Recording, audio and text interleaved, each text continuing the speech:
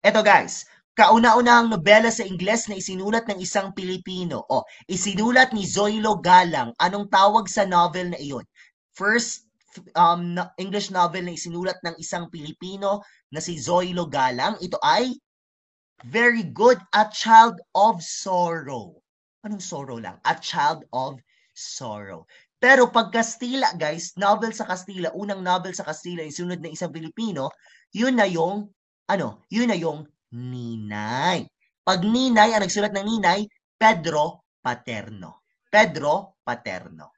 Eto, patnugot ng Diaryong Tagalog. Editor-in-Chief ng Diaryong Tagalog. Sige, sino? Diaryong Tagalog. Very good. Marcelo H. Del Pilar. Patnugot ng Diaryong Tagalog. Marcelo H. Del Pilar. Kaiigat kayo, Plaridel. Siya rin yun. Yun yun. Ito, sino naman si Doviglayon? Doviglayon. Pen name niya Doviglayon. Very good. Jose Garza Villa. Ha? Jose Garza Villa.